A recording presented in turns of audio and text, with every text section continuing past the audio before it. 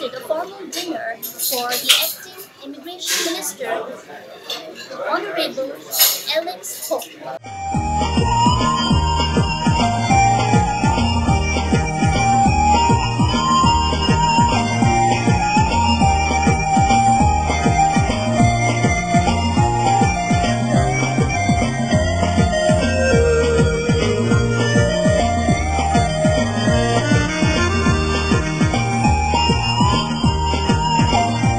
Along with him, several Pakistani community executives and Sikh community members were welcomed warmly by opening speech delivered by General Secretary Shafaq Jafri. She managed to highlight PAA's extraordinary previous social causes in last 17 years since it was registered, its visions, and unveiled some of their future plans. She informed her guests about increase in PAA's thoughtful and productive team and enlightened some of their outstanding tasks with regards to student affairs, domestic violence, and fundraising campaigns. Her speech was flourished with special thanks to her voluntary team members, namely Shamsul Abbas, Dr. Nigat Naseem, Zishan, Kashif, Saif, Khalid, Saida, and Ghazia for their unlimited support throughout this journey. On behalf of Pakistan-Australia Association, I, Shafaq Jafri, General Secretary of PAA, Pakistan-Australia Association, welcome all our honorable guests today. On a special note, a very warm welcome to Honorable Alex Hawke, Acting Immigration Minister. Mr. Minister, thank you so much for your precious time. Pakistan-Australia Association was founded in 2003 and I was fortunate enough to join in 2013, means almost 9 years, with a small but thoughtful and productive team, and I'm proud of my team. Our vision has always been to support Pakistani community, solve all their problems in every way we can, and mainly to bring forward Pakistani talent and show the bright face of Pakistani people. Domestic violence in community was increased, so initially I managed it, and then Ejaz Khan took over such matters and resolved them free of cost. I'm proud of you, Ejaz bhai. Thank you so much for your hard work.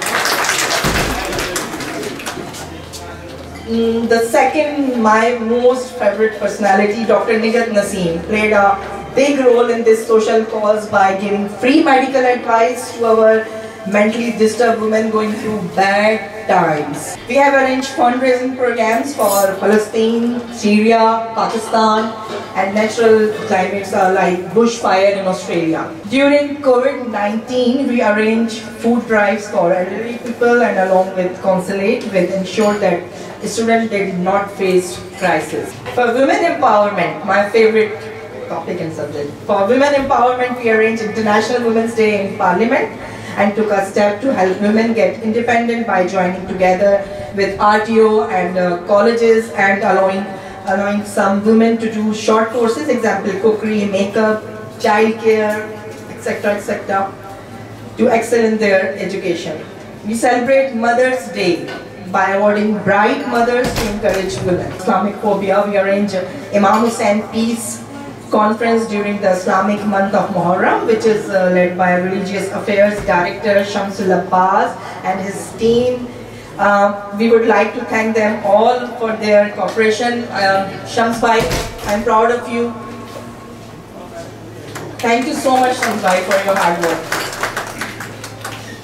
Lastly, during surgical strike issues between India and Pakistan, we arranged peace rally in Harrisburg, which was attended by both Indian and Pakistani community to spread the message of peace and say no to war. The event was taken forward by President of PAA, Ejaz Khan, who brought to light current Hindu Council Australia's unethical behavior towards Muslims and their religion, as well as condemnation to Sikh community was criticized thoroughly. Two most troublesome issues of community were specifically mentioned by Ejaz Khan, such as the unexpectedly elongated delay in grant of spouse visa and 10 years awaiting hassle for asylum seekers to repatriate with their families. Moreover, concerns for uncertain future of onshore students who completed qualifications but are still unable to fall in 95 points threshold were also addressed. Australian society is a peaceful society, and we don't want to see the disturbance in our fabric, in our society at all.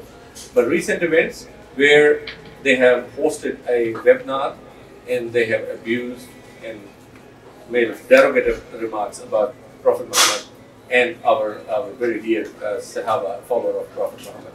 So we don't want to see anything like that again in the society. We have communicated with the Hindu Council, but I'm disappointed to say that there is a lot of arrogancy we face from other side. The chief guest was presented a traditional Sindhi ajrak and topi as souvenir of Pakistan. We show immense respect towards Honorable Alex Hawke, who expressed his constant interest towards resolving these issues and committed to his audience that their voices will be heard and considered by the Australian government. Look, it's obviously a privilege to come and speak with you this evening. I'm not involved in your election. You'll obviously have to make your own decisions. I'm a politician. I certainly enjoy elections, but I enjoy them too much, and so I don't want to get involved in your elections. I don't want to interfere in your community politics. It's very much a matter for you, but I'm happy to see a good community organising well in this area.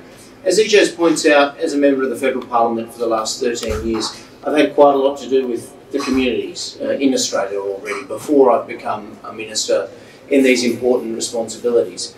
And the Pakistani community is no different. Here in Western Sydney, a lot of people from Pakistan have migrated, and in my electorate, from the mosque, the Anagrove Prayer Centre there, our community's grown.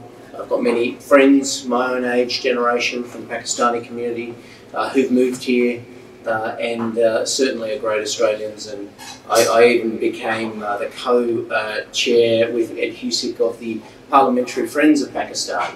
Look, tonight it's not just a great night to talk about how young I am. It's also to my friends from the Sikh community who are here, and from India as well. I acknowledge you as well. Great community here in northwest Sydney that I work very closely with as well.